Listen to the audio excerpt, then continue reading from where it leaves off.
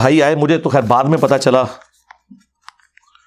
ان کا تعلق داعش کے ساتھ تھا. تو عرب ملکوں سے یہاں آئے, وہ عرب میں ہی پیدا ہوئے تھے, اردو بھی ان کو اچھی آتی تھی کیونکہ ان کے ماں باپ پاکستانی تھے, تو اور عربی ان کی ایک نیٹو لینگویج مان چکی بھی تھی, اور دنیاوی طور پہ پڑھے لکھے بھی تھے, انگریزی بھی ان کو آتی تھی. تو میرے ایک دوست کے ریفرنس سے مجھے ملنے آئے کسی کام کے سلسلے میں. تو آتے ہی انہوں نے یہ بات کی. یہ بات آپ نے غور سے سننی ہے, بڑی حیران کن بات میں آپ کو بتانے لگا, اور یہ میرے خیال ہے میں پہلی دفعہ آن ایئر کرنے لگا ہوں. آپ کی اس بات سے مجھے یاد آ گیا. تو مجھے کہنے لگے کہ خلافت و ملوکیت میں مولانا مودودی رحمہ اللہ نے سیدنا عثمان غنی رضی اللہ تعالیٰ عنہ کی توہین کی ہے. میں نے کہا نہیں, میرے پاس یہ خلافت و ملوکیت پڑھی ہوئی ہے, تو تم اسے پڑھو. میں صبح آفس چلا گیا,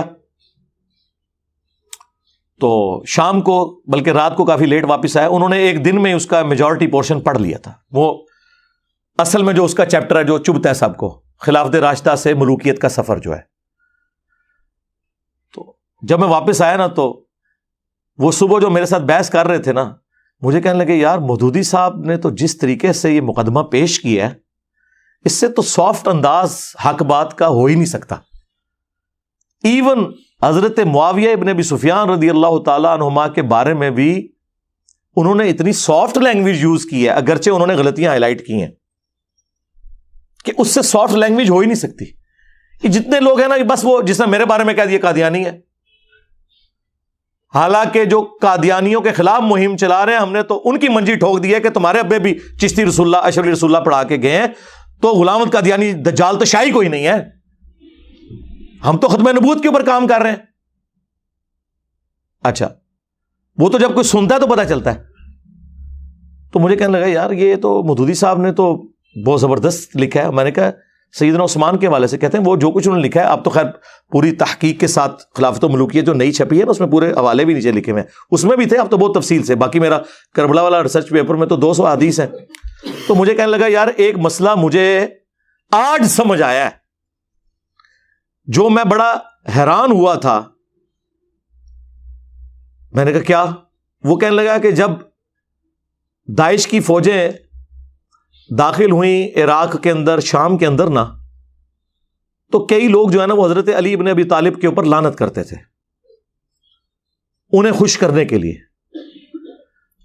تو وہ کہتا ہے کہ ایک آدھ سفر میں بھی ساتھ تھا, تو جب انہوں نے حضرت علی پہ لعنت کی تو ہم سب لوگوں نے تو اپنے کانوں کو ہاتھ لگایا, کیونکہ سنی تو حضرت علی کی رسپیکٹ کرتے ہیں. یعنی یہ آج کے جو سنی ان کو آپ بنو امیہ تو نہ سمجھیں, بنو امیہ کی نہیں دال گلی, تو اگر ان کی دال گلی ہوتی تو بخاری مسلم میں سب و شتم کی روایتیں تو نہ لکھتے, اور بنو امیہ کا رد تو نہ کرتے امام بخاری امام مسلم حضرت علی کی شان میں حدیثیں لے کے. وہ کہنے لگا کہ ہم گاؤں میں داخل ہوتے تو وہ حضرت علی پہ لعنت کرتے, اور وہ لعنت کرنے والے کون؟ شیعہ. اور وہ کیوں کر رہے ہوتے تھے؟ تقیۃً. وہ یہ سمجھتے تھے کہ یہ بنو امیہ کے پیروکار ہیں. جس طرح بنو امیہ اپنے دور میں حضرت علی پہ لعنت کرواتی تھی تو لوگوں کو چھوڑا جاتا تھا, اور تقیۃً شیعہ علی لعنت کر لیتے تھے. ظاہر ہے سارے تو حجر ابن عدی تو نہیں ہوتے نا, کلمہ حق بلند کرنے والے.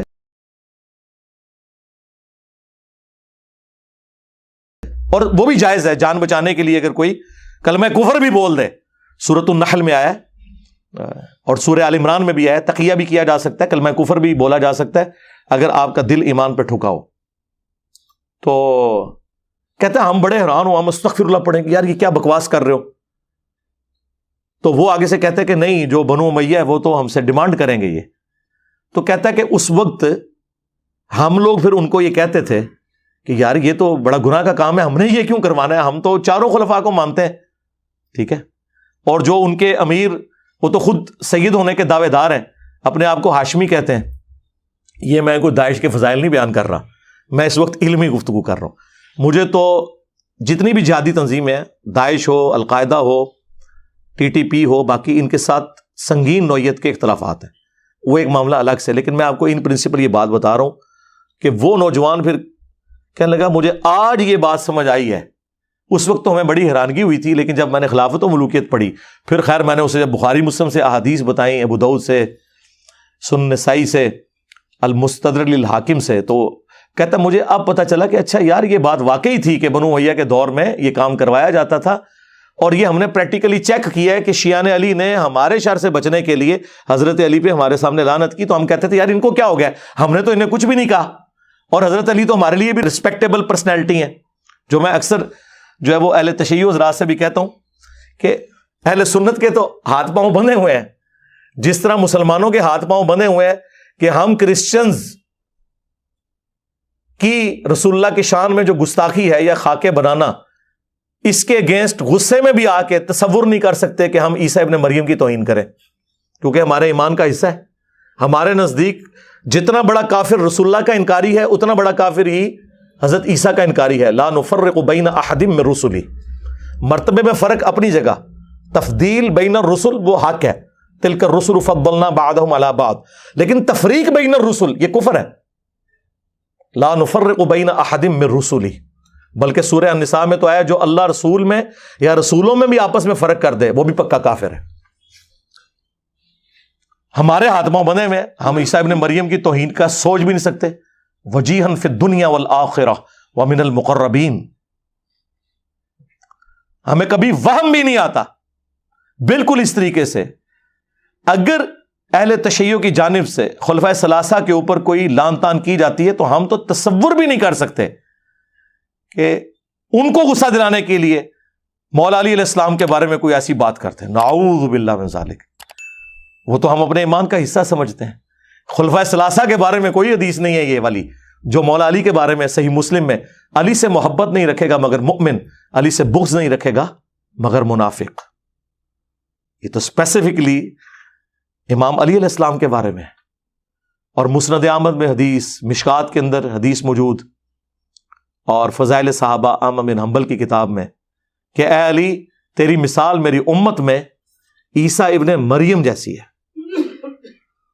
نصارہ ان کے بارے میں غلو کر کے برباد ہوئے، اور یہودی ان کی توہین کر کے، اور پھر مولا علی نے خود فرمایا کہ میری وجہ سے 2 فرقے جہنم میں جائیں گے اور 2 گمراہ ہوں گے، ایک میری محبت میں غلو کر کے، ایک میری دشمنی میں۔ اور یہ سیم روایت اصول الکافی کے اندر بھی اہل تشیع کے ہاں پائی جاتی ہے، جو مشکات میں مسند احمد کے حوالے سے ہے اور فضائل صحابہ احمد بن حنبل کی کتاب میں موجود ہے۔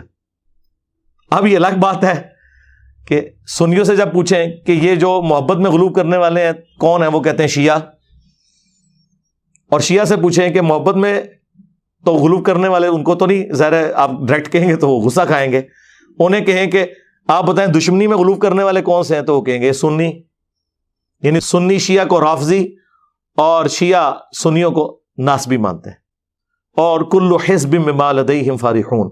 لیکن حقیقت یہ ہے کہ دونوں جگہ غلو موجود ہے۔ کیٹاگوریکلی نہ تو سنی ناسبی ہیں اور نہ کیٹاگوریکلی شیعہ رافضی ہیں، تو لیکن جب وہ اپلائی کرنے کی باری آتی ہے نا پھر وہ لوگ اپلائی کرنا شروع کر دیتے ہیں۔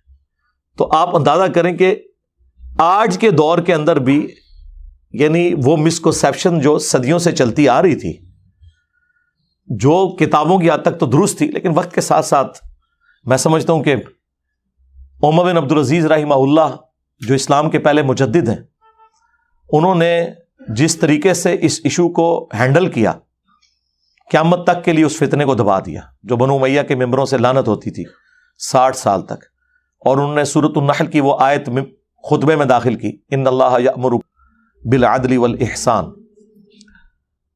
تو یہ بہت بڑا امت کے اوپر ان کا احسان ہے، حقیقت بات ہے۔ باقی تفصیل کے لیے آپ میری ویڈیوز دیکھ لیں اور میرا کربلا والا ریسرچ پیپر پڑھ لیں، اس میں ساری احادیث میں نے نقل کی ہیں۔ اور یہ جو تماشا لگایا ہوا انہوں نے کہ نہیں جی وہ تنقید ہوتی تھی، لعنت نہیں ہوتی تھی، تو مسلم شریف میں واضح الفاظ موجود ہیں، لعن اللہ ابا التراب 6229 صحیح مسلم کی حدیث۔ اور تقی عثمانی صاحب کہتے ہیں نہیں وہ بخاری میں ایک حدیث سب کی ہے اور سب کا مطلب تنقید ہے، حالانکہ وہی حدیث مسلم میں تھی، لیکن اس سے اوور لک کیا، یا اوور لک کیا، اگر اوور لک کیا تو بہت خطرناک ہے، یہ تو منافقت ہے، اور اگر جہالت کی وجہ سے کیا تو سرکار اب سمجھ لے، لیکن نہ یہ اپنے مفتیوں کو جاہل ماننے کے لیے تیار ہے، نہ منافق ماننے کے لیے تیار ہے۔ مسلم شریف میں واضح الفاظ تھے، لعنت کے الفاظ موجود تھے۔ بہرحال مولانا مودودی رحمہ اللہ نے جس پیشن کے ساتھ اس چیز کو ہائی لائٹ کیا خلافت و ملوکیت میں سمجھتا ہوں اس کام کو اگر 4 چاند کسی بندے نے لگائے ہیں نا تو مولانا اسحاق صاحب ہیں رحمہ اللہ۔ مولانا اسحاق صاحب نے قیامت تک کے لیے رافضیت اور ناصبیت دونوں کے خلاف ایک بند باندھا ہے، اور الحمدللہ اس مقدمے کو میں نے ایک عام فہم انداز میں حدیثوں کی نمبرنگ کے ساتھ اپنے ریسرچ پیپر واقعہ کربلا کا حقیقی پس منظر 72 صحیح الاسناد احادیث کی روشنی میں، جس میں 200 روایتیں جمع کی، 72 میں نے شہداء کربلا کی نسبت رکھی، اس کے اندر پورا مقدمہ کلیئر کیا، جسے شوق ہو تو وہ دیکھ سکتا ہے۔ باغ فدق آپ کے مطابق مینیجریل ایشو تھا، لیکن اگر نبی الاسلام کے وارث نہیں ہوتے تو اس کے اوپر میں میرے بھائی پہلے بول چکا ہوں، میرا موقف یہ ہے کہ آج کی ڈیٹ میں یہ ایشو ریزالو ہے۔ جن لوگوں کے ساتھ مولا علی علیہ السلام نے اپنی زندگی میں کمپرومائز کیا، یعنی خلفائے ثلاثہ، اہل تشیع کہتے ہیں کہ تقیہ کیا یا امت کے وسیع تر مفاد میں کیا، سنی کہتے ہیں نہیں دل سے کیا، دونوں اپنے اپنے موقف پہ قائم رہے، اینڈ رزلٹ کیا ہے کہ کیا، ٹھیک ہے۔